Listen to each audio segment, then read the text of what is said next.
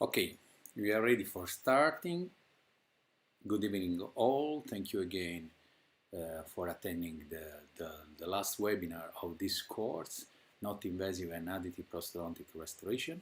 Today we finish the first course, and the next week we start the second one, the second course, that is the rehabilitation of warranted patient with additive prosthodontics.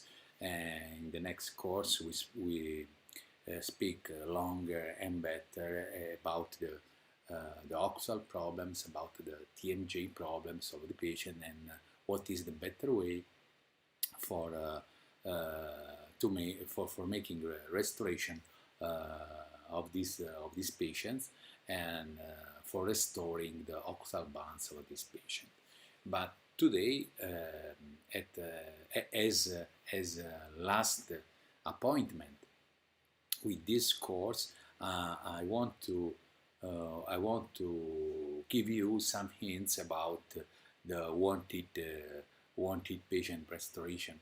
What is the way to restore the patient with abraded teeth? In this webinar, I speak just about patient with abraded teeth, but without other kinds of pain, without symptoms. Patients that are just bruxist, or that clench, or that have some kind of abrasion of the teeth, but that cannot have any kind of TMJ disorder implication, TMJ disorder, or muscle pain, or cervical pain, or headache, or other kind of pain. In other words, in few words, today we speak just about asymptomatic patient without symptoms, that have just erosion or wear on the teeth. We know very well today what are the reasons why patient come to our clinic or to our office. First of all, because the caries, like in this case, and today it's very easy to solve this case in this way, with a very simple restoration. In this case, I used direct composite filling using the stratification technique. The second reason is because the trauma. When a patient has a trauma on a teeth, the patient come to the office to solve the problems. In this case, we have many solutions. We can make prosthodontics, we can make adhesive prosthodontics, we can make veneer. Usually in a case like this, where the trauma is very small, I use direct composite technique. I restore this lost part of the tooth with a direct composite filling using the anatomical stratification. Sometimes we have patients with old restoration that they want to replace because the aesthetic is not still good, and in this case we have to remove the old restoration, and we make a new one. If the old restoration is a crown, we have to make a new crown, of course. We cannot do anything different. Or sometimes the patient missed the tooth, like in this case the central incisor, and we have to use implant for restoring the tooth. We have to use implant plus the crown on the implant, and today we can obtain very nice results, aesthetic results, also with this technique, because we can take under control soft tissues and the position of implant and so on. So it's not so difficult to make this kind of rehabilitation, this kind of restoration. But the very frequent reason why the patient come to our clinic today is because the wear of teeth.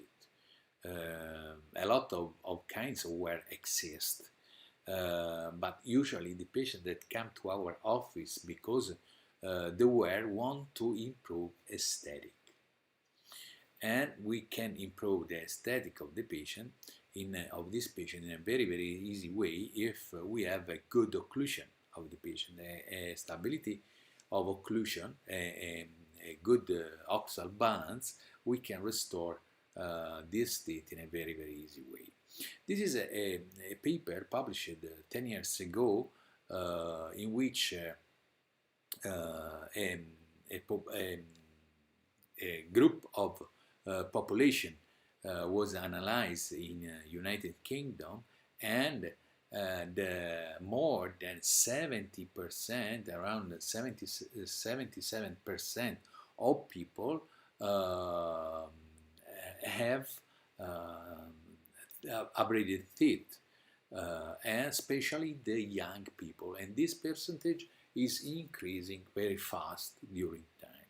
I can say that the abrasion of the teeth is the pathology, the main pathology today of our patient. Why? Because the prevention is higher and higher. So the patient, especially the young patient, pay attention very well of the health of the mouth, of the health of the soft tissues and the teeth. So if they have small caries or just a spot, white spot or brown spot, they run to the dentist in order to solve the situation, or if he can see a little blood on gingiva or an hypertrophism of gingiva, hypertrophic gingiva, they go to the dentist or to the hygienist to solve the problems. Their attention on teeth health is higher and higher today than some years ago, than some decades ago. So the prevention is higher, so it's more rare to make a very big rehabilitation, to make a full arch rehabilitation. We continue to do, but the percentage of this kind of rehabilitation is getting lower. Today we have many patients with all the teeth in the mouth, but these teeth are abraded, are discolored, have some problems. And today many patients present this kind of abraded situation. We can have many kind of abrasion. We can have this kind of abrasion. Probably this abrasion depend on the brush or on the movement or not correct movement of the brush, of the toothbrush during the hygiene movement, during the hygiene sitting of the patient, and we can solve this situation with very simple restoration with direct filling, composite direct filling. But we have also different kind of abrasion in the neck area of the teeth. This abrasion is called abfraction because this abrasion doesn't depend only on the not correct use of toothbrush, but depend probably also on the occlusion of the patient, occlusal trauma of the patient. So we have this kind of very deep abrasion, very severe abrasion. Usually these abrasions are not symptomatic. What it means? It means that this abrasion develop very slowly during time, and the pulp can create a big quantity of sclerotic dentin. So even if there are severe abrasion on teeth of the patient usually don't have sensitivity on this teeth. If the patient does have symptoms, it's very easy to restore this situation with a direct composite filling. But if we don't solve the occlusal problems of this patient, every kind of restoration we use, the destiny of this restoration is the failure, of course. So the abstraction is a combination of trauma or mechanical trauma on the neck area of the teeth and occlusal trauma. This is a combination. These are not infective. Pathologies. There are few bacteria inside this lesion. This situation is not caused because the action of bacteria, but just because the trauma. 2 or 3 kinds of trauma in the same time. So we have restored the teeth, of course, but we have also to solve the cause of this abstraction. In other cases, we have this kind of situation where we have many caries, we have many wear restoration, old restoration, and we have also abrasion, occlusal abrasion. The occlusal abrasion are the most frequent in our offices, in our patient. I don't know why. Maybe because the stress increase in the mind of the patient, and a lot of patients start to clench or to bruise because the stress. But today, in every clinic, in every part of the world, we can observe a higher number of abraded teeth, worn teeth patients. And we have to solve these problems because the most of the patients come to our clinic. The most of the patients with this problem, with abraded teeth, come to our clinics because want to improve aesthetic. They don't know that if they want to improve aesthetic, in many cases they have to improve also occlusion, or at least they have to change the occlusion. This is one of the very frequent situation that we can find in the mouths of our patient. All the composite restoration with the caries recidivas and with the abraded teeth because the occlusion. As I show you in the previous webinar, we have to combine aesthetic and function in every treatment. And today it's very easy to make very nice aesthetic rehabilitation, but these aesthetic rehabilitation are nonsense rehabilitation if there isn't a good combination with the function of the patient. What function means occlusion of the patient. I want to show you a very simple case, but a very frequent case that we can see very frequent in our clinic. This is a patient with this kind of small composite restoration on the incisal third of the right incisor. Every time the dentist restore this teeth, every time the patient break again, the patient fracture again. How many cases we have seen like this? So many. This is not a problem of adhesion, a problem of adhesive, a problem of materials. This is a problem of occlusion. This is a problem of function. Before to remake this kind of restoration, please check the occlusion, because the problem is on the function, in the function, not in aesthetic or in materials that we use.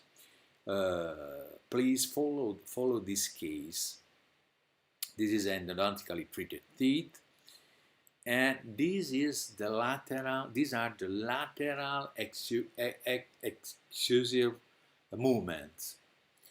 When the patient go to the left, the canine guide is good, and the central left incisor disclude, is not in contact with the opposite arch.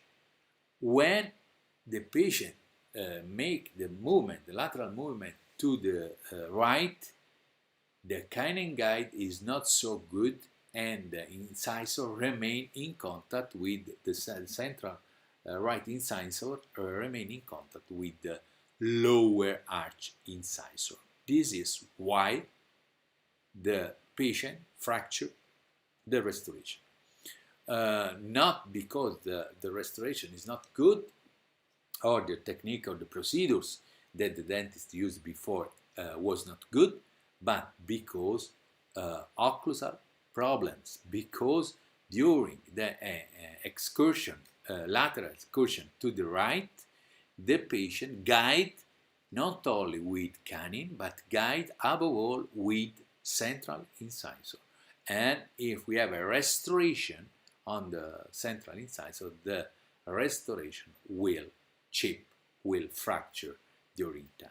So what we have to do, and this is why the patient has a central incisor guide during lateral movement, because we have an abrasion, very severe abrasion of the cusp of right lower canine. If there is this kind of abrasion, there is not a good canine guide during the lateral movement, but we have a guide with that involve also central incisor. This is not good for central incisor that at the beginning chip the natural enamel, and then chip all the restoration that the previous dentist made. So we restore this part of the tooth with a very, very simple technique. I think that everybody know this kind of procedure. The masses stratification, anatomical masses stratification of composite. We start restoring the palatal side with enamel mass at the beginning. In this way, we restore all the anatomical shape of the tooth, and then we put dentin. We can put different dentin, more chromatic at deeper part of the cavity and less chromatic on the upper part of the cavity, in order to give the restoration a very natural appearance. We draw the anatomy of dentin in this way.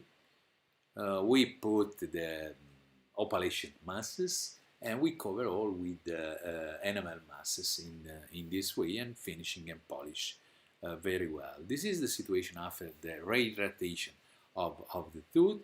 We can obtain a very, very invisible restoration with this very simple technique. This is a very fast technique, a very simple technique. The match color is very good, and the appearance is totally natural. But our work is not finished here, because even if this restoration is nice, is beautiful, is aesthetic, the durability of this restoration will be not so long, but will be shorter, will be very short, because the function, because this material is not able to resist to not correct occlusal load. This is the lateral movements and protrusive movements. This is the lateral movements to the right. Can you see that the situation is the same situation than before? We don't have a good canine guide because the abrasion of the cusp of the canine, and we have a central incisor guide on by our new restoration. So during time, this kind of restoration will ship for sure. So we have to change what? We have to change the occlusion of the patient in terms of canine guide when we have right lateral movements.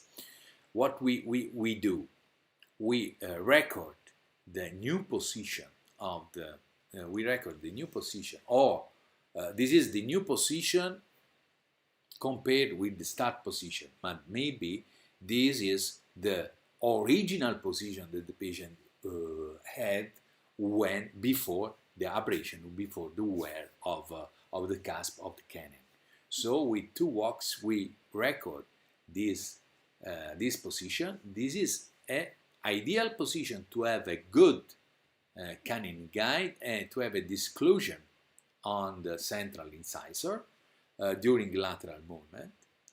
We make a walks up on the model.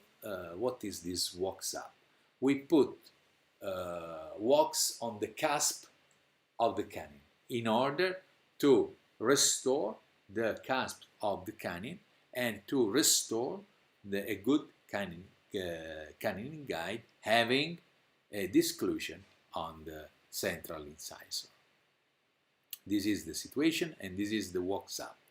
At this point, we transfer the walks up in the mouth of the patient with the direct technique, using adhesive technique. No preparation, of course. We don't need to make preparation because we have to add material. Why make preparation? Why cut enamel if we have to add materials?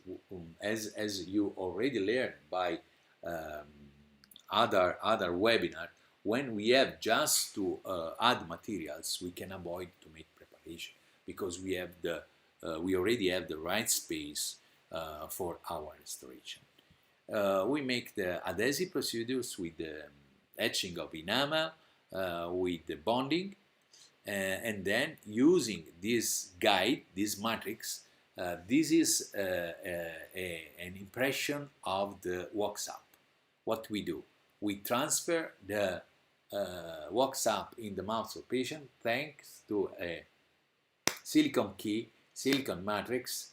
That is the impression of the walks up, and with direct technique using two layer of composite masses, we can obtain this kind of results. This is before the rehydratation of the tooth, and this is after the removing of rubber dam, and after that we wait for the rehydratation of the tooth. You can see that now there is a new canine guide during the lateral movement, and we have a disclusion on the central incisor. So the canine guide protect the restoration, and we can be quiet that the restoration can work during time because the restoration is protected by the canine guide during the right lateral movement, as must be in nature. We restore the natural physiology. That's all, with a very, very not invasive technique. We just using additive technique. This is before and this is after. Can you see how much is different the situation? We restore, we totally change the right lateral excursion of the arch. This is the check after 3 years. This is 3 years recall. What's happened? More or less nothing. Everything remained the same. We just repolish the composite to maintain the brightness, the polishing of composite. And this is the 3 years recall canine guide after 3 years.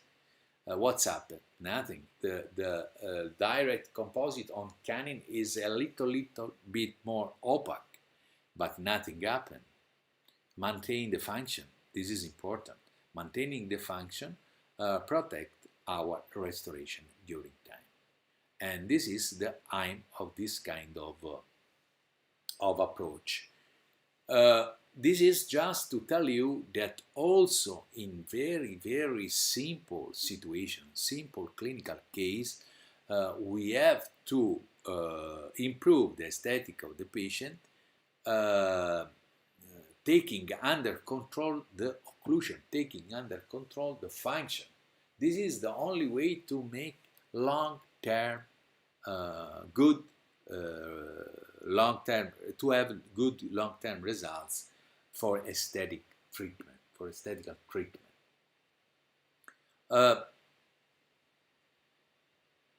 Sometimes to justify, to explain aesthetic failure, we have to investigate, we have to evaluate the occlusion of the patient. It's not possible to have very durable restoration, durable rehabilitation, aesthetical rehabilitation, if we don't have, if the patient doesn't have a good occlusal balance. Also, in this very simple case, in which many dentists before me try to use the best materials as possible, try to use the best adhesive as possible to restore this tooth, but if you don't pay attention on occlusion, you cannot have good long-term results. So aesthetic must be joined with function. Today is possible. Today is very easy to obtain very good aesthetical results, but we have to do more. We have to make aesthetical and functional rehabilitation. If this is true in very simple cases, in which we have to restore just one tooth, this is more true, if it's possible to say more true, when we have to make large, wide rehabilitation, or if you have to make a full mouth rehabilitation, like in this case.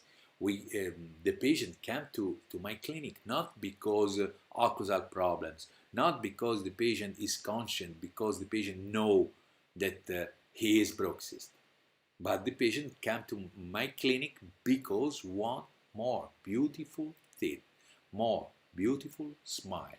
This is the request, and I have to satisfy this request. To satisfy this request, I have to do something in terms of occlusion.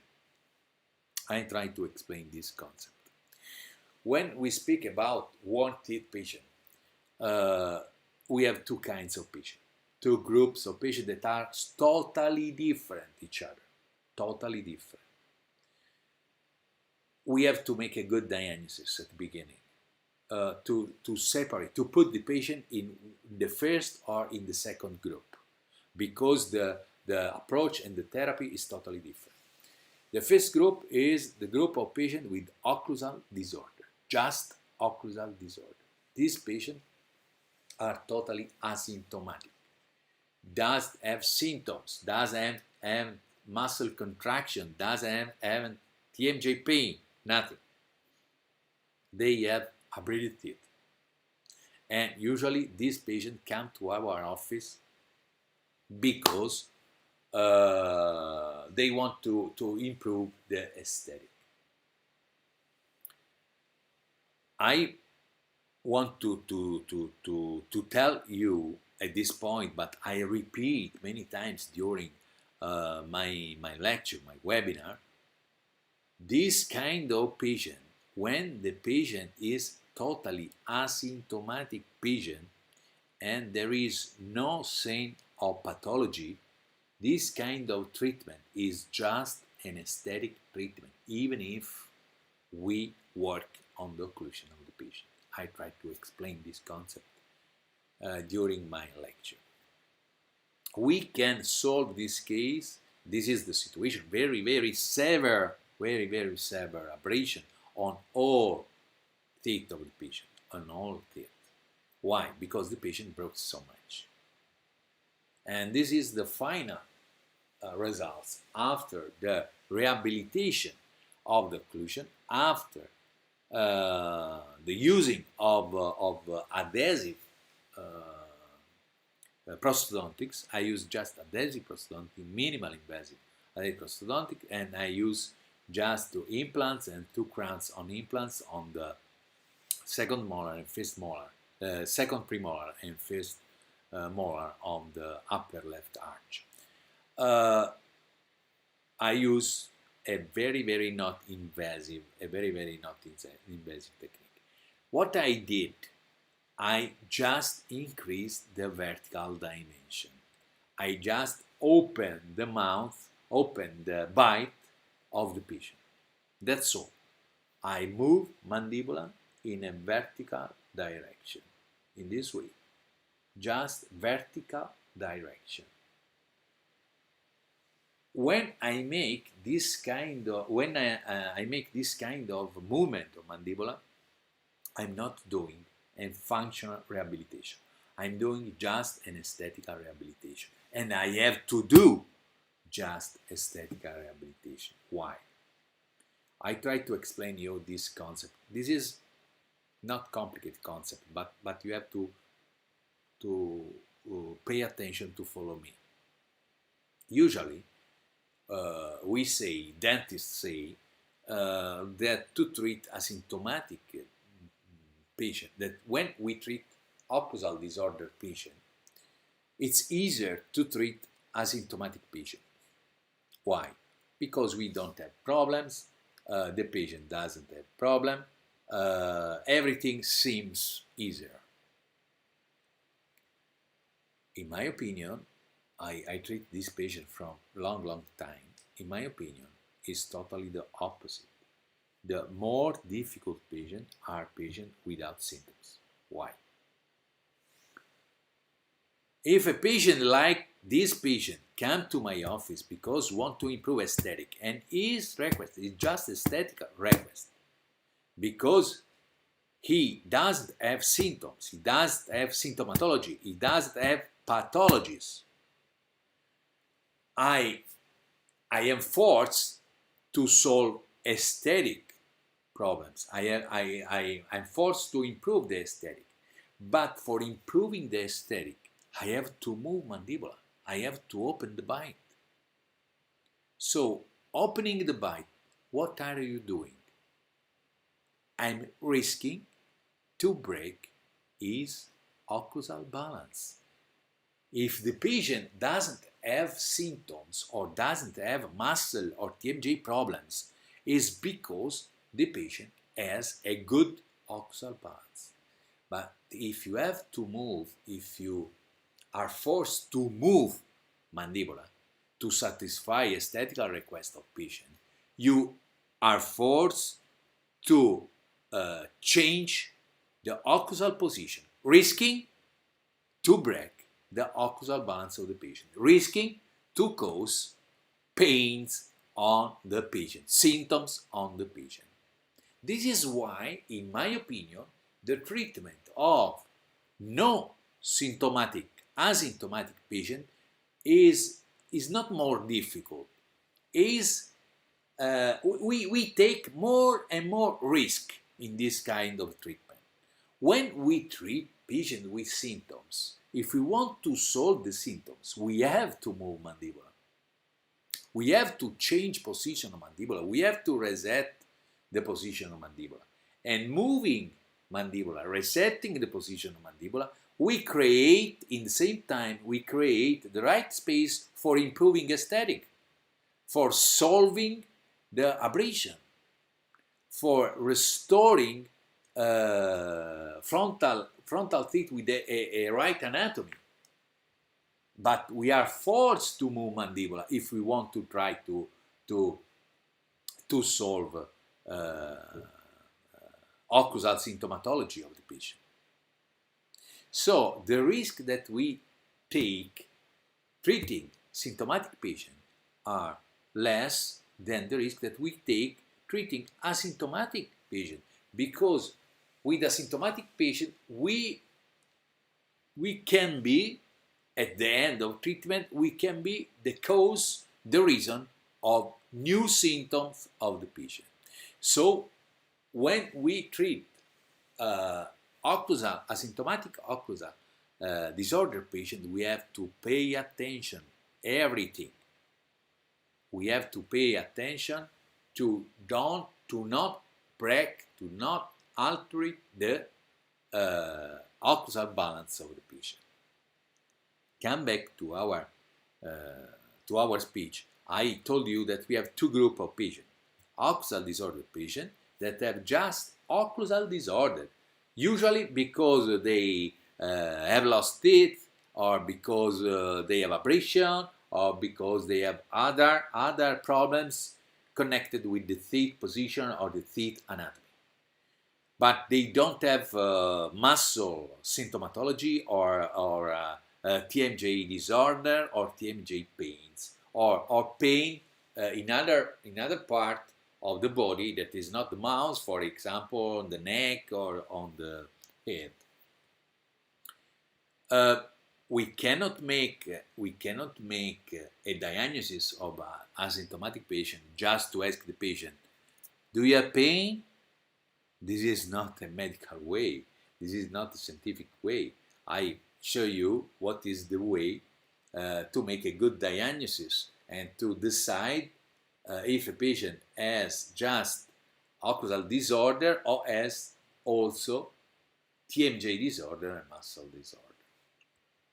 So in this kind of patient with only occlusal disorder, it's enough to make a video incrementation, incrementation of vertical dimension. What we have to do to be sure that we don't change the occlusal balance, that we didn't change the occlusal balance of the patient during our treatment. First of all, we have to take under control the position of condyle. Look at the position of condyle, for example, the right condyle that on your screen is on the left. The right condyle position is a very good position. The condyle is well centered inside the glenoid fossa, and everything seems good. In few minutes, I show you what means good position of condyle.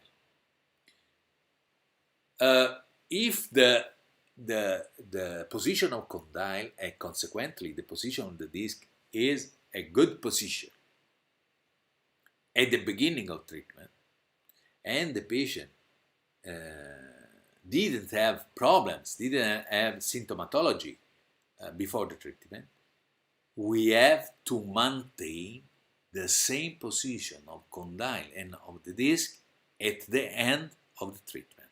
This is our main aim. The main goal is to maintain the occlusal balance of the patient, to don't change the occlusal balance of patient. The main goal is not to be the cause of future problems, future pains, muscle or TMJ pain of the patient. This is our main goal. The second goal is to improve the aesthetic of the patient. The first parameter that we have to take under control is the position of condyle and the position of the disc. What is the right way to take under control this position? X-ray, that in this case is a tomography, is cone beam, but in other case is MRI, magnetic resonance image. The MRI is the ideal examination for this kind of problems, and I show you also when you can make a tomography or when you can make MRI. But the main picture of this treatment is not the central picture, before and after, but the main picture are the lateral pictures, before and after, the position of condyle before and after. We obtain and improving in terms of aesthetic, maintaining the occlusal balance of the patient without alteration of occlusion of the patient. This is the main goal. When we make this kind of treatment, I repeat, we we just increase the vertical dimension. What it means? That we open the bite, mandibular make just a movement, vertical movement, from up to down. That's all. But we know from physiology that mandibular can do three movements: vertical movement, lateral movement, and protrusive movement. Three movements. This is the physiology. This is not my theory, of course. So when we make just one movement of mandibular, vertical one, we cannot reset the occlusal balance of patient. We cannot improve the occlusal balance of the patient, because to improve the occlusal balance of patient, we need to make three movements in the space, three jaw movement in the space, because the jaw can make three kinds of movement. So when we want to treat TMJ disorder patient, it's not enough to increase the vertical dimension. This is a patient with a very severe pain on the neck, on cervical area. This is a very young patient. With this kind of teeth, abraded teeth, what we have to do? The patient come to my clinic because want to improve aesthetic. They don't know that the cervical pain that she had is because the occlusion. She was treating the cervical pain with other kind of therapy, with physiotherapists, with osteopath, with other kind of therapy, with orthopedics, but she didn't know that an high percentage of the pain on cervical area depend on the occlusal problem, occlusal disorder, and depend on not correct position of mandible.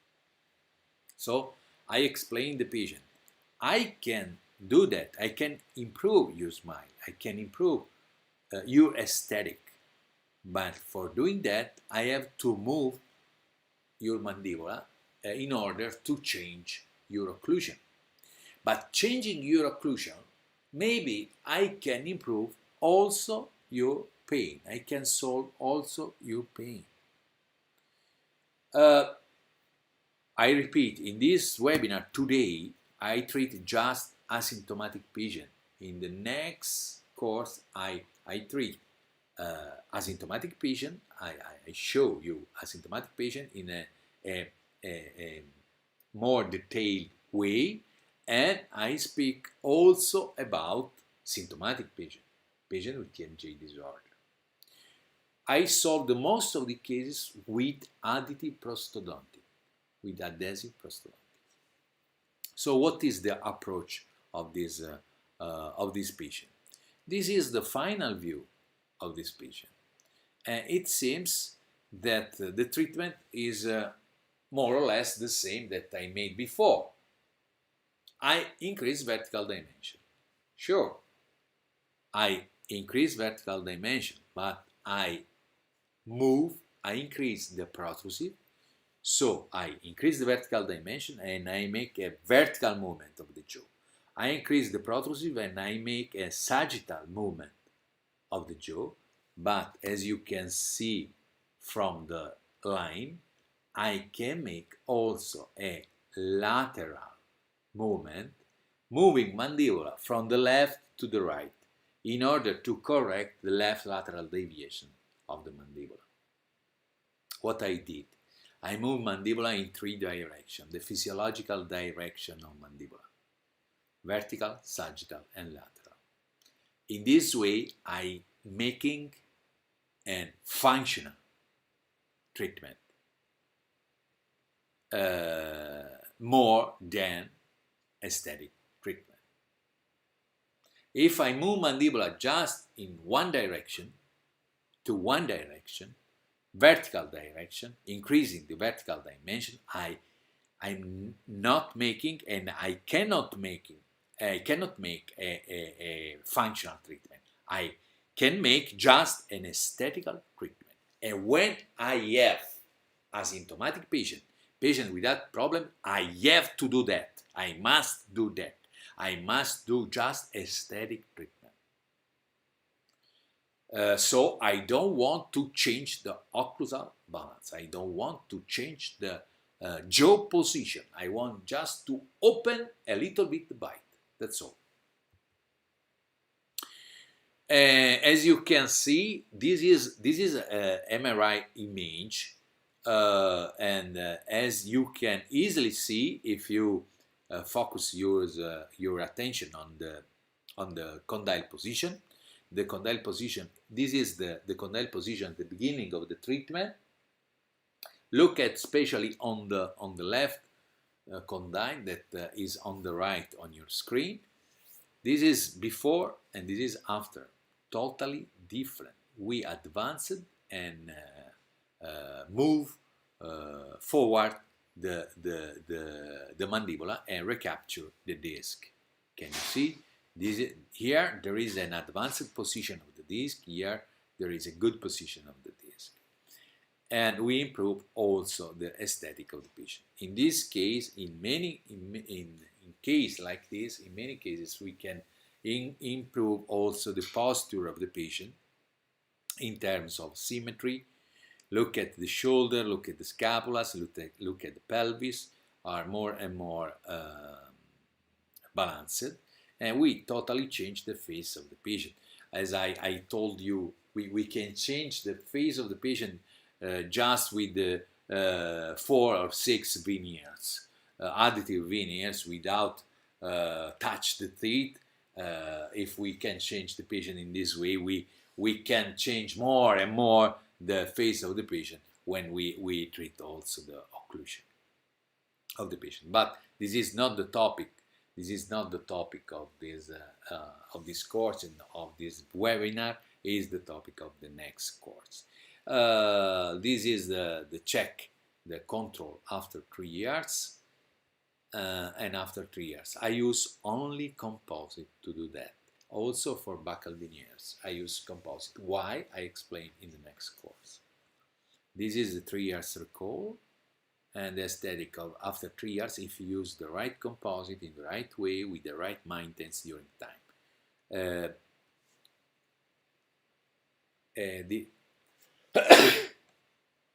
Sorry. And this is what we can do, what we can obtain if we use the right material and the right procedures. This is the face, the balance of the face after 3 years. And the balance of the back after 3 years that improves so much. But I repeat, I want to speak about balance of the body in this webinar. When we speak about just occlusal disorder patient that have just teeth problem, no TMJ problem, no muscle problems. In which way we can solve these problems? The patient come to us because want to improve aesthetic. The patient usually doesn't know to be a bruxist, doesn't know to be a clenching patient. But the patient look at hair or his teeth and can see that the teeth are getting old because the abrasion, because the discoloration, and so on. So come to our clinic and ask us for aesthetic treatment. That's all. I want to get younger my teeth. This is the request. And it's very easy if we have occlusal balance a patient. And I show you in the previous webinars many cases in which I restore in a very easy way, fast way, not invasive way the smile of the patient. But the condition must be that this patient must have good occlusal balance, good occlusal stability. Different is when come to our office a patient like this and ask us for improving aesthetic. This patient is totally asymptomatic patient. No pain, nothing. But want to improve the aesthetic. This is a very well-known man in the area where I live, because he's a very well-known politics man that want to improve the aesthetic. I make anamnesis, and no pain, no noises, nothing on the muscle and on TMJ. Want to improve just aesthetic. The problem is, if the patient is so good, feel so well, it means that this patient has a balance between the muscle, a balance between muscle and TMJ, between TMJ and column, and between the mouth and the body. I cannot break this balance. I cannot. But I have to satisfy the aesthetic request of patient. So I have to improve the smile. For improving the smile, I need space, because the patient lost the vertical dimension. I have to open the bite in order to have a good longness, a good anatomy of frontal teeth or all teeth in general. So my question is, how is possible to increase so much the vertical dimension without risk to break the body, the mouth, the TMJ body balance of the patient? It's possible if we use the right procedures and the right technique. This is the situation of frontal teeth. This is a public person, very well-known person, cannot have this kind of smile, of course. Want to improve the smile, and we, at the end of treatment, we give this kind of new smile to the patient. But this is possible if we change the occlusion of the patient. This is the frontal view and the lateral view of the condition. There are very severe abrasion of teeth. But this is the main image, the most important image, the condyle. You can see the left condyle. This is a cone beam. The left condyle has a perfect position. It seems a draw. It is not seem a tomography. A draw because the position seems a draw because the position is really perfect, not good, perfect.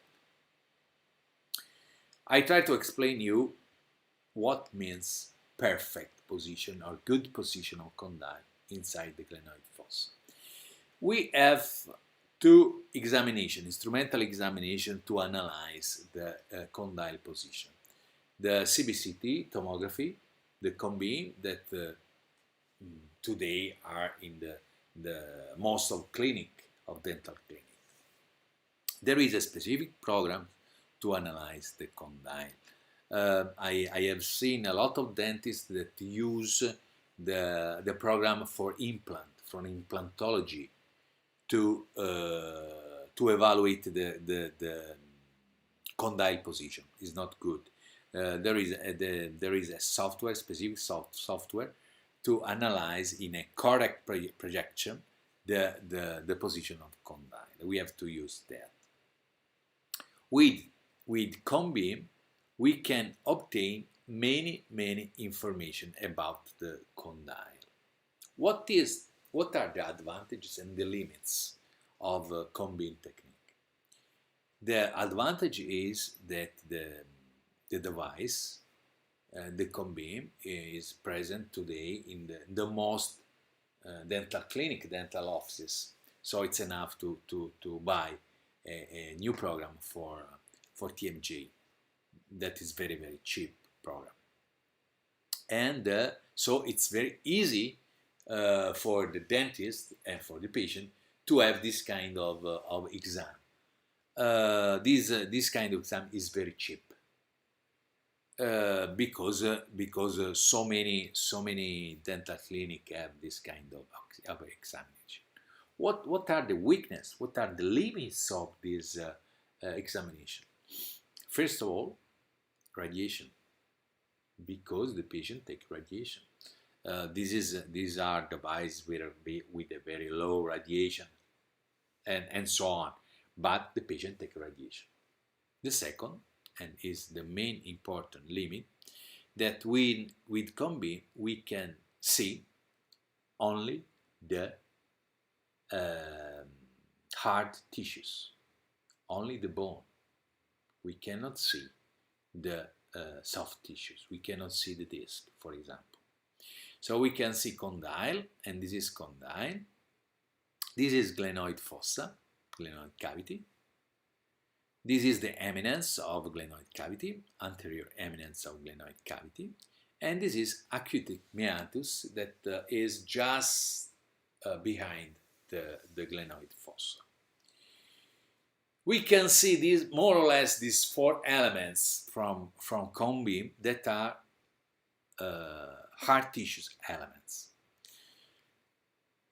What is the way to evaluate if the position of condyle is a good position inside the glenoid cavity? First of all, the first rule is that the top of condyle must be in front of the deeper part of glenoid cavity, like in this picture. The top of condyle is in front of the deeper area of glenoid cavity. To be sure of that, you can mark a line, vertical line. If the top of condyle is in front of the deeper part of glenoid cavity, the position of condyle is a good position. The second element is that the space around the condyle must be homogeneous. If the space behind of condyle is smaller than the space ahead, it means that the position of condyle is not right, because the definition of good position of condyle is the condyle must be well centered inside the glenoid fossa. So it's very easy to understand if the condyle is in a good position or is not good position, pathological position. If the condyle is not in this position, but is in different position, the only bone that can move is jaw. No other bone in head of the patient can move. So the responsibility of not good or bad position of condyle the responsibility of not physiological position of TMJ is of jaw in all cases. This is, I repeat, this is physiology, simple physiology. It's not D'Arcangelo theory or my theory. If we can see that the position of condyle is a backward position, the condyle is a backward position, it means that mandibular is backward position, or that this side of mandibular is backward position, and vice versa. This is an image of MRI analysis, magnetic resonance image. You can see that this image is a higher level image, of course. Why? First of all, because we can see the hard tissues, condyle, but we can see also soft tissues. This is the disc. The disc has an S shape. The posterior part of the S covers the top of condyle. The anterior part covers the eminence of glenoid fossa. This is a physiological position of condyle, of the disc, sorry. Glenoid cavity. We can see also the muscle. This is the lateral pterygoid muscle, that is the muscle of TMJ. I'll speak about this muscle and the importance of this muscle in the next course. And we can see anterior eminence and acoustic meatus. What we have to see in this kind of image? The same we have seen before. We mark a line, and the top of condyle must be in front of the deeper part of the glenoid fossa. But from this image, we can see also the position of the disc. And every kind of position different from this position is pathological. It's very easy to make diagnosis. Usually when we have a backward position of the condyle, we have a anterior forward position of the disc, of course, because disc and condyle move together and move in opposite way. So if we can find a position of condyle or a position of the disc different from this image, this position is not correct position, is pathological position. Pathological position of condyle of the disc doesn't mean that we have pain in all cases for the patient, because we can have an adaptation of the muscle of the patient. So the patient doesn't have pain. But if we have not physiological position of condyle of the disc, we cannot consider the patient as a patient with just occlusal problems, even if the patient is asymptomatic. Is asymptomatic because the tolerance of the pain is very high for this patient, or because the muscles are very elastic, or because the patient can compensate very well. But even if the patient doesn't have pain, but the position of condyle and the position of the disc is not physiological position, these patients have TMJ problems without symptoms, but TMJ problems. To classify patient inside the group of no pain patient, asymptomatic patient, patient with just occlusal disorder, we have to be sure that the patient doesn't have muscle pain. And in the next course I show you in which way we can test the muscle, and that the position of condyle and of the disc is in a physiological position. So from this speech what we have to learn, that before to treat a patient in which we want to move mandibular just for increasing the vertical dimension or for resetting the position of mandibular, we need to make a radiography of the TMJ. This is very important. We are the only doctor in medicine that pretend to treat, to take care of a junction without a radiography. It's not possible. It's not scientific. We have to take under control before, during, and after the treatment the junction, the position of condyle, the position of the disc, and the only way that we have is to make radiography. That could be tomography or MRI. To better explain this concept, I always make this example. When you go to orthopedics, because knee problems or shoulder problems or pelvis problems or problems of one junction, you have knee problems, for example. You go to orthopedics, what the orthopedics do? Make some tests, evaluate ligaments, make some clinical evaluation, some clinical test. At the end of the visit, what he do or she do? Ask you for what?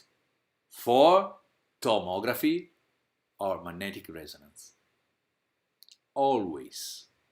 Why? Because he needs to have a direct view of the junction. He needs to have a confirmation of his clinical diagnosis. The only confirmation that we can have is a radiography. In medicine, if we want to be out of medicine, this is another speech. But I want to be inside the medicine because I'm a doctor first. Then I'm an artist, I'm a talented, but I am a doctor. I studied to be a doctor. So it's very, very important to take under control the position of the condyle, the position of the disc, thanks to radiography, cone beam or MRI. And to interpret it, to read, to evaluate the MRI or the cone beam is very, very easy if we know the normal physiological anatomy of the junction. And the anatomy of TMJ is very simple.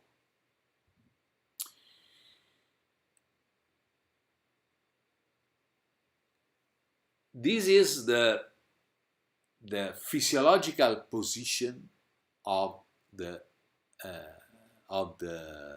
condyle and of the disc. We can have many other position of condyle and of the disc like this. I want to focus just on this one because today we are speaking of asymptomatics in terms of TMJ symptomatology or muscle symptomatology. We are treating asymptomatic patient just with worn teeth, just with teeth problems. Come back to our patient. This is the start situation. First of all, I ask to the patient of a tomography to understand if the position of condyle is a good position. Then I make also muscle test and postural test. But in the most of cases, it's enough, this kind of radiography. The question is, how is possible that a patient with this kind of occlusion, totally destroyed occlusion, has so fine, so beautiful position of condyle? This is the classical picture, the classical image that the people that want to show,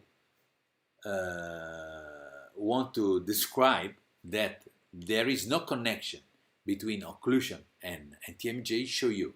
Oh, can you see this kind of occlusion with this kind of condyle? There is no connection between the position of mandibular and the TMJ. But how is possible to say one thing like that? The condyle and mandibular are the same bone. So if I move mandibular, I'm moving condyle because they are the same bone. It's not possible if you have a not good position on mandibular, you don't move condyle. If you want to move the upper part of the bone of the leg without moving the lower part, is possible? Only in dentistry is possible. It's unbelievable that people continue to say that there's no connection between occlusion and TMJ. But this is physiology. We don't have to demonstrate, to show anything. This is physiology. So how is possible that in this kind of patient there is no TMJ pathology? It's very simple. Because the abrasion, because the wear of the teeth, the patient slide in a third dental class. Can you see from the picture?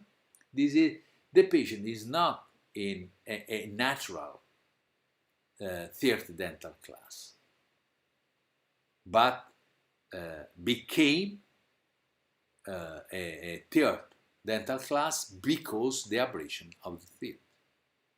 And this is lucky. Why? Because if mandibular slide in the third class position, mandibular is free to move. If mandibular is free to move in all directions, the muscle remain elastic, cannot lose the elasticity. The ligament of TMJ remain elastic. The same the disc. So there is the TMJ and the muscle cannot suffer. The problem is when mandibular has a block, every kind of block. When mandibular have a block and cannot move in one direction, or cannot totally free move in one direction, there will be muscle contraction. Muscle contraction means a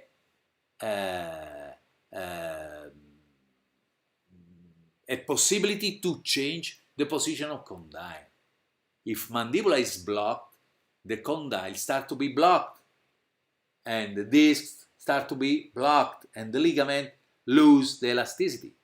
So the patient start to be TMJ disorder. What we define TMJ disorder, that is a combination of junction problem and muscle problems.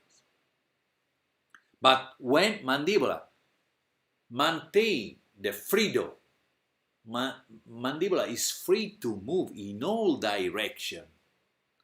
Mandibular can stretch the muscle, and the muscle remain elastic. Mandibular can stretch the ligaments of the junction, TMJ junction, and the TMJ junction remain can work in a very, very physiological way. This is the reason why in this specific case, not in all cases, in this specific case, we have the patient has this kind of terrible occlusion with this kind of fine, very fine TMJ. This is the reason. It's a physiological reason, not because there is no connection between occlusion and condyle.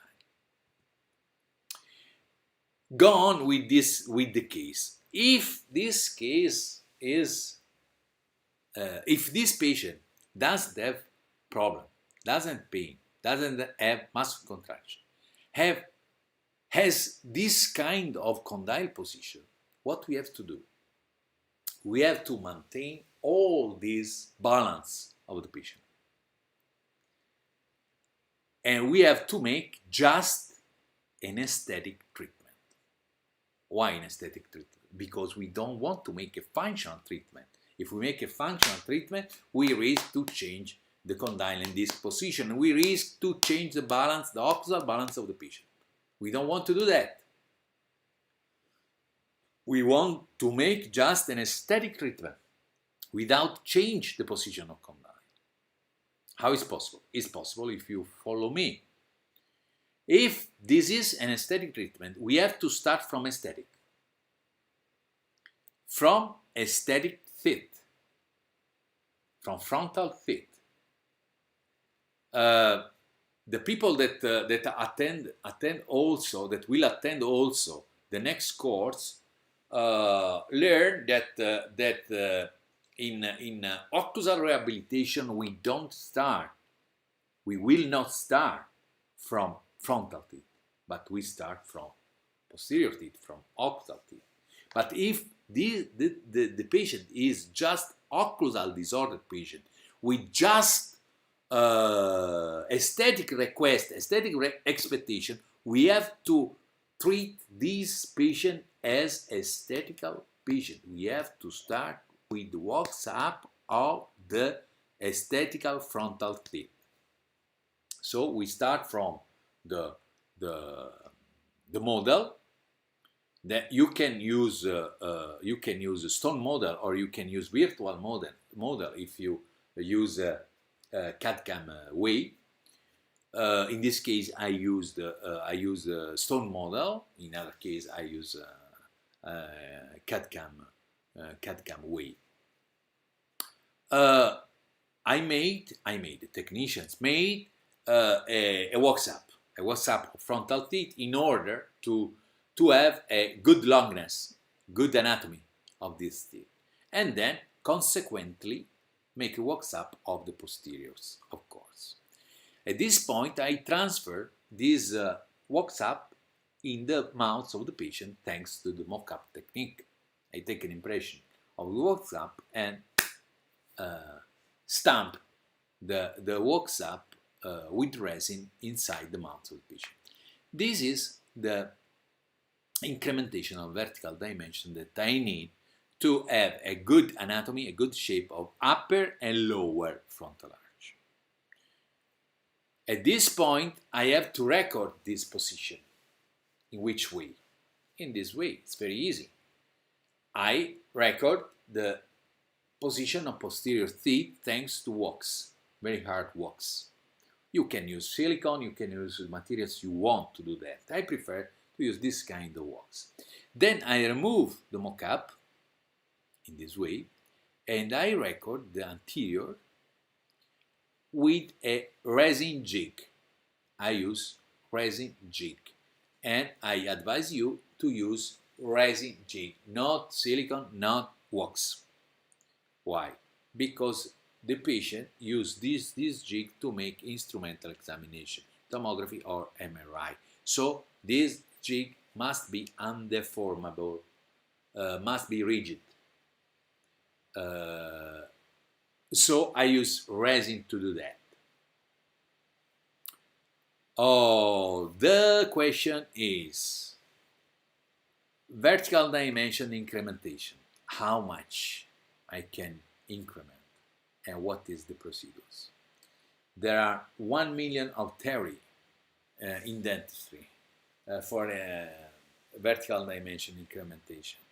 There are 1 million of devices, 1 million of machines that pretend to check and to take under control the occlusion when we make vertical dimension incrementation.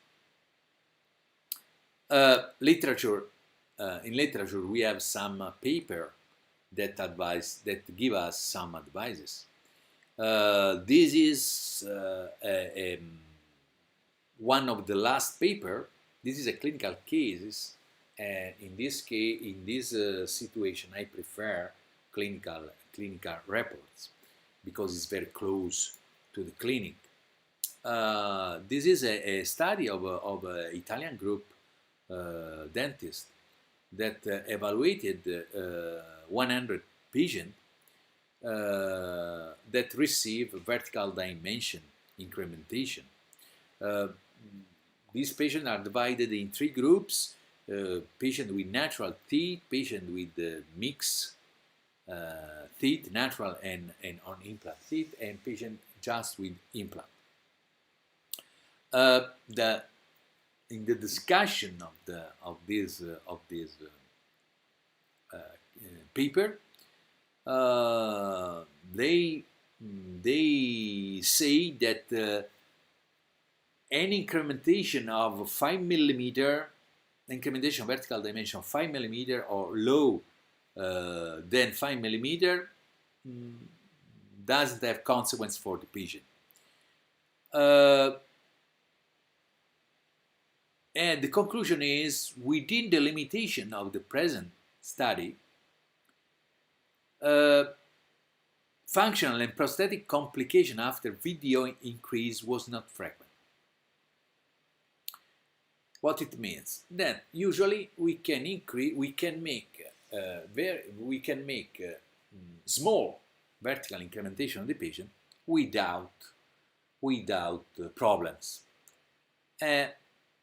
This is true, but the problem of this kind of work is that this is a statistical value. Usually there are no problem. There is no problem. But there are two questions. First, we treat one patient, not a statistical patient.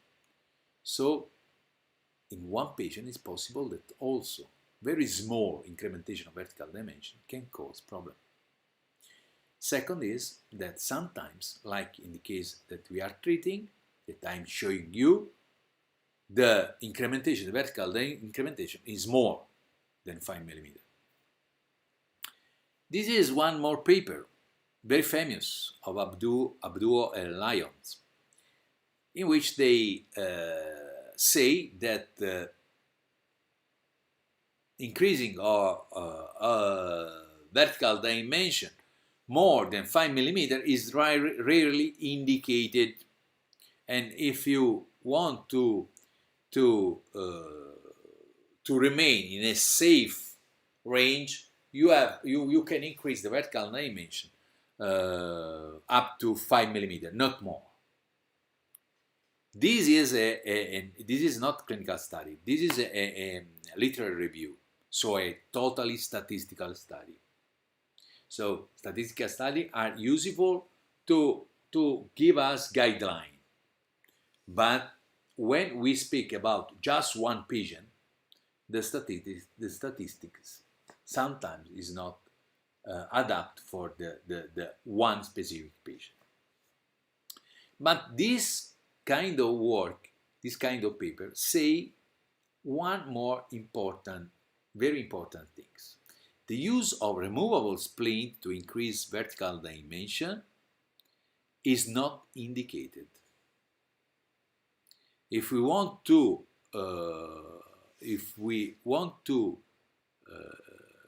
increase vertical dimension and obtain a good stretching of the muscle and a good adaptation of TMJ, we have to use fixed spleen or something that is fixed on the teeth.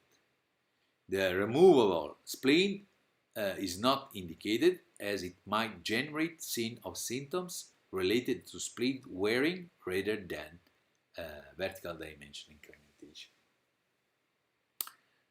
So, if we don't have a safe procedures for our own patient, for the patient that you have to treat, because we have a statistical number. Okay, we have.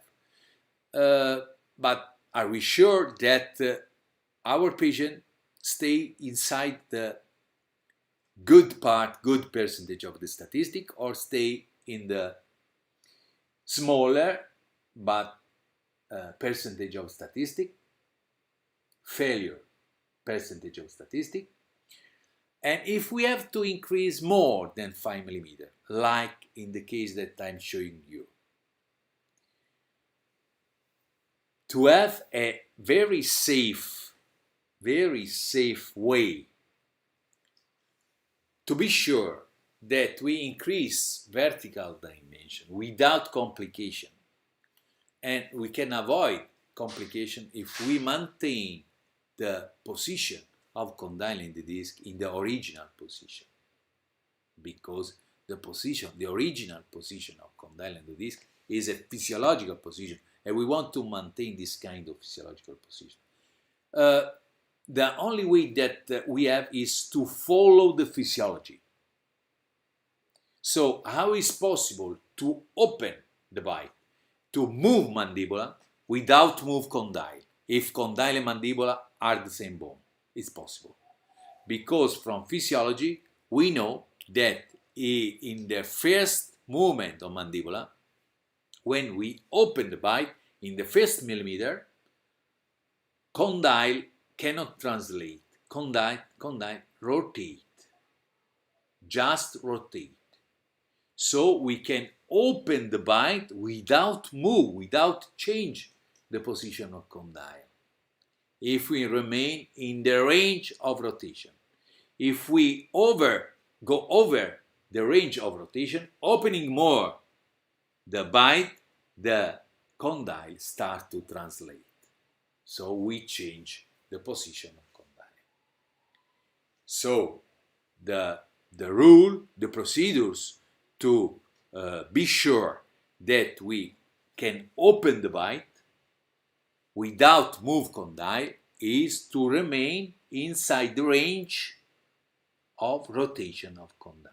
Usually this range is around 4-5 millimeter for the patient. This is why if we open the bite 4-5 millimeter, nothing can happen in terms of symptoms or damage on the patient. Usually.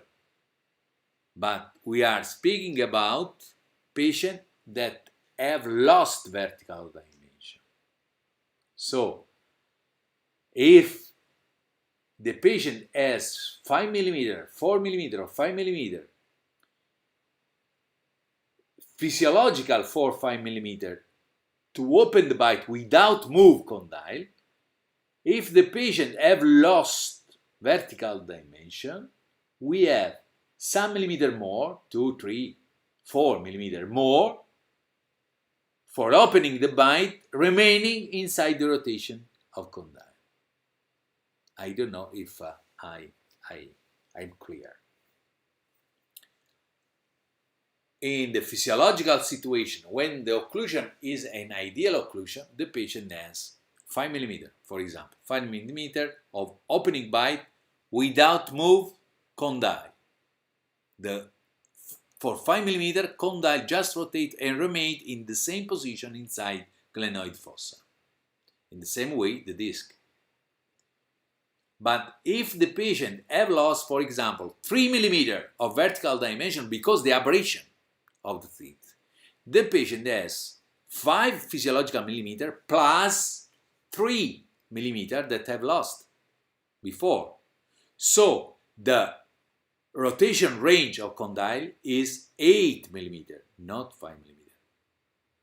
What it means? That every patient has a specific range of rotation that depend on physiology, but depend also on specific condition of specific patient or each patient. And this value could not be a statistical value, but it must be clinical value because it's specific for each patient. So what method we can use? We can use X-ray. We increase the vertical dimension of the patient. In which way? We make an aesthetical restoration of the teeth during the WhatsApp, just aesthetic. This aesthetic restoration is also a good occlusal position for mandibular. We didn't know during the WhatsApp. We need to prove that, to test that, to check that. So we transfer the WhatsApp in the mouth of the patient thanks to the mock-up. Then we record the position of mock-up thanks to wax on posteriors and thanks to the resin jig. And the patient make a new instrumental examination with the jig on, with the jig in the mouth. The jig in the mouth replicate exactly the wax-up condition, the wax-up project. So we transfer the wax-up in the mouth of the patient thanks to the jig. And then we can compare the original position of condyle with the new position of condyle, that is the position of the wax-up, and evaluate it if in this new position the patient modify the position of condyle. As you can see from the picture, the condyle original position is exactly the same of condyle jig position. What it means? It means that the patient tolerates this kind of incrementation of vertical dimension. We don't risk to break the occlusal balance of the patient. We don't risk to cause pain on the patient. And we know all these things before to start the treatment. This is a treatment without risk because we know very well the final occlusal results before to start. The final TMJ situation, condyle and disc position before to start from the wax-up. In my opinion, this is a really safe procedure for incrementation, for vertical dimension incrementation. Not 4 mm, 5 mm, because small incrementation are safety incrementation. Every patient is different from other patient. Every patient is different each other. We have to treat one specific patient that is totally different from other. So we have to evaluate the specific situation of the occlusion of this patient, of one patient, not because the statistic of other speech.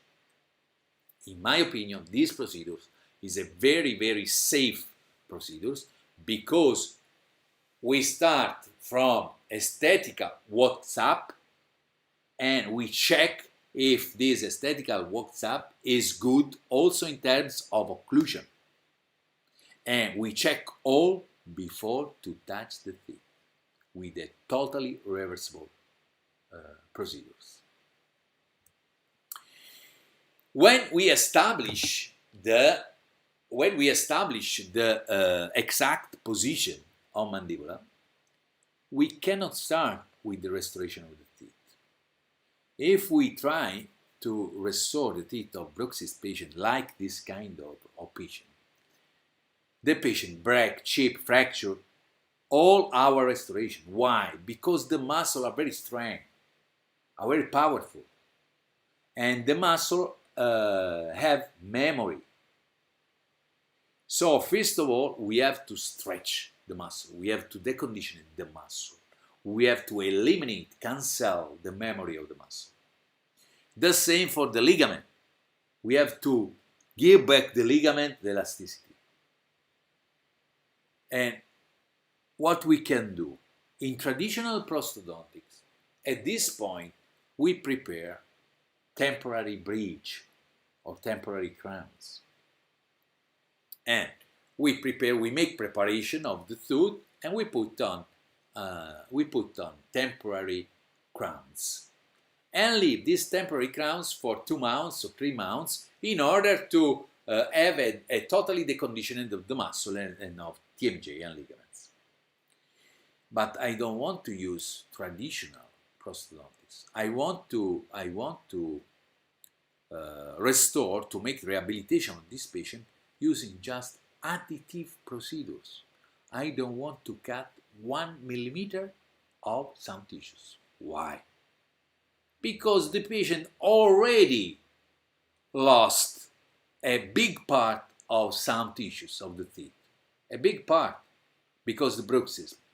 I don't want to continue to lose the sound enamel and sound dentium of this patient. I want to preserve the residual sound tissues of this patient, because it's very important in terms of physiology, in terms of occlusion, and from all point of view, as I show you very well in the previous webinar.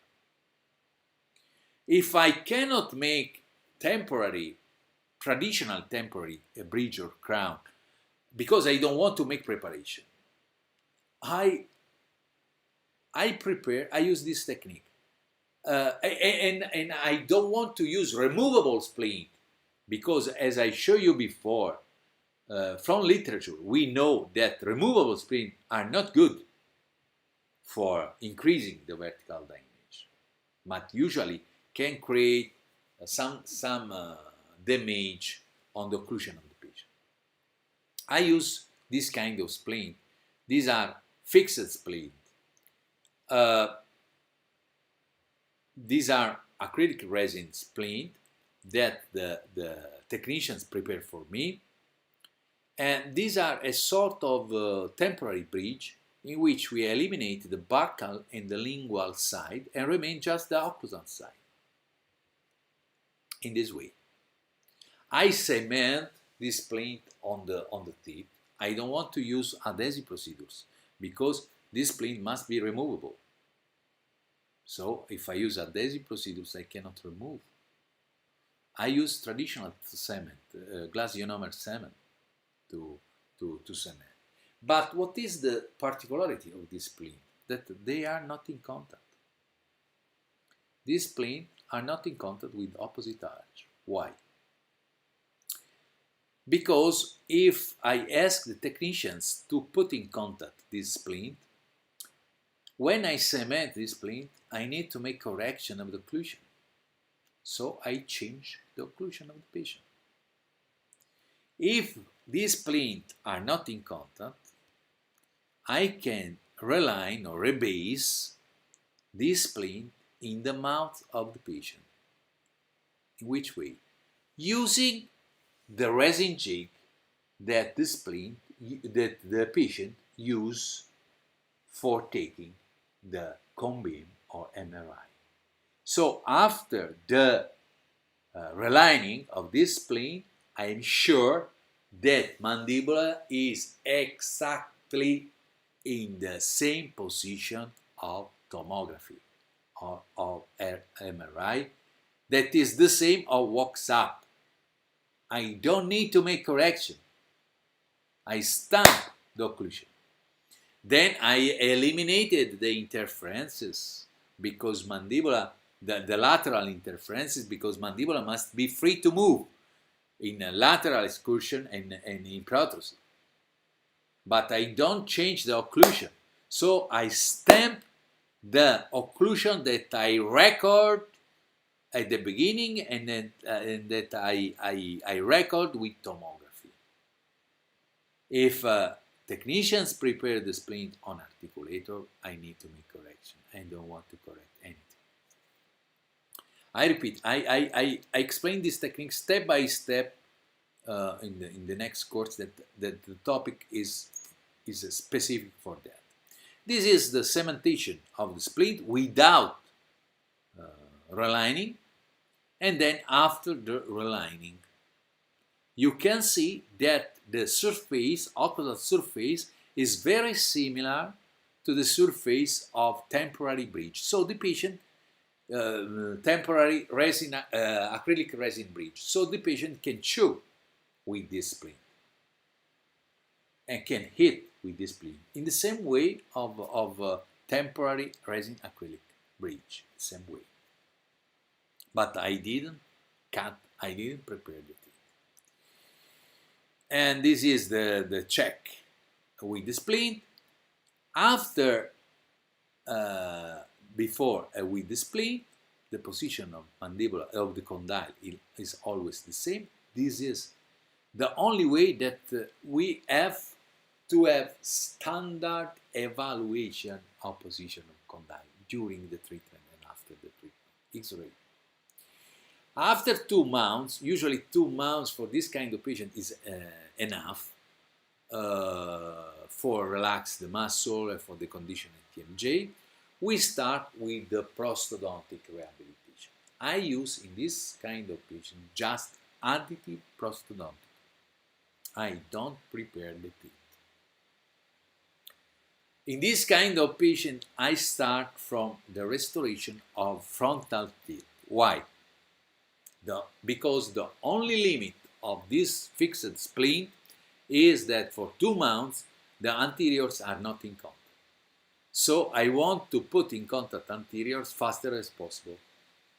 So maintaining the spleen on, I restore anterior teeth and put in contact anteriors. In this way, we have all homogeneous contact in all arch on posteriors thanks to the spleen, on anteriors thanks to the restoration. I use frontal buccal veneers because if you remember, I have a sort of dental 3rd class in this patient. I want to advance the frontal upper teeth in order to simulate a 1st class, 1st class. If I want to advance, if we want to advance the teeth, means that I have to increase the thickness of this frontal teeth. If I need to increase the thickness, I don't need to prepare. So I don't prepare. I just add restoration. And these are the sequence. In this case, I use composite because, as I show you in the previous webinar, in this kind of severe bruxism, I want to use composite. Not composite for case. This is enamel biofunction from Miserium. That is composite that was born for restoring, for occlusal restoration. This is composite. The composite is very, very nice materials if you use in the right way and if you use the right material. This is after the cementation. But at this point, as we already know from the wax-up and the mock-up, it's not enough to restore the upper frontal arch, but we have to restore also the lower frontal teeth. In this way, I have just to prolong the teeth. I used a very conservative technique, direct composite restoration without any kind of preparation. And this is the final view after 1 hour of work at chair. Now we have upper and lower arch in contact. You can see now removing first one spleen on one side, I restore upper and lower teeth on one side, maintaining in contact the opposite spleen and the frontal teeth. Without any kind of preparation, because I already had the space thanks to the vertical incrementation, vertical dimension incrementation. And I use the technique that you already know, the composite onlays. I include the old restoration inside the onlays in this way, no preparation. And this is the final results after the cementation of veneers and after the cementation of onlays, before and after. I increase just the vertical dimension, remaining inside the rotation range of condyle. without move condyle. Before and after. I use just composite to do that. I use the stamp technique. What is the stamp technique? Is the technique that you already know. The technicians take an impression of the model, of the wax-up model, and then after the modeling of dentin, stamp the enamel with the transparent silicone that used for impression of wax-up. In other words, stamp the wax-up on the restoration in this way, and this is the final restoration. In this way, we are sure that we have exactly the copy of the wax-up, exactly the copy with this technique.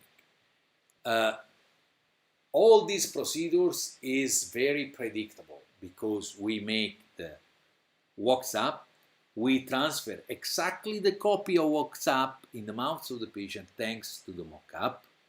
We record the position of mock-up, and thanks to the resin jig, the patient take tomography or MRI exactly in the position of the wax-up.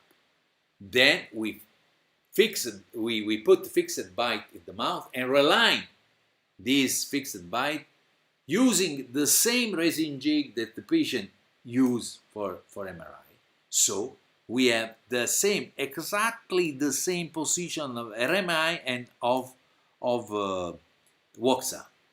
With this kind of technique of restoration, we have the exact copy of wax-up because we stamp the copy of wax-up on our restoration. So it's very difficult to make mistake. It's very difficult to make mistake in the position of mandibula during the procedures, during the technical procedures. This is the smile of the patient before the treatment and after the treatment. As you can see, at the beginning of the treatment, the patient has a clenching smile because the contraction of the muscle. After the treatment, the patient has a physiological smile with the separation of the two arch. Oh, but you use composite, just composite. This is the hand point, 2014. This is after 3 years. What's happened after 3 years? More or less nothing. The aesthetic after 3 years, what's happened? More or less nothing. Lower arch, what's happened after 3 years? Here something happens. There was an abrasion of this restoration. The question is, remembering what I told you in the previous webinar, this behavior, this wear behavior of the materials, is a good behavior or is bad behavior? I cannot hear your answer, so I answered by myself. This behavior is very, very good behavior because, as I told you, the bruxism, the first reason of bruxism is a psychosomatic reason. So the patient remains bruxist. You reduce the bruxism, but you cannot eliminate bruxism. So you need to have materials that can wear in the same way in which the natural enamel wear. If the materials cannot wear, the patient chip materials. If don't chip, break or fracture, restoration or break or fracture the tooth or the root of the tooth under the restoration. Or if don't break anything, change the position of condyle. Because as I told you last webinar, the occlusion of patient changed during time. Not because I'm telling you, but because this is the physiology. The occlusion of one person today is totally different of the occlusion of the same person after 2 or 3 years. So we have to use we have to use material that can wear in order to allow the mandibula, allow the jaw to change position, because the jaw want to change position in order to change occlusion, following the physiology. This is the occlusal check after 3 years. Lower and upper arch. We have some braided area after 3 years, but as I just told you, this is a good behavior of materials. This is a second case, just to remark the underline again the point of the treatment. This is sorry,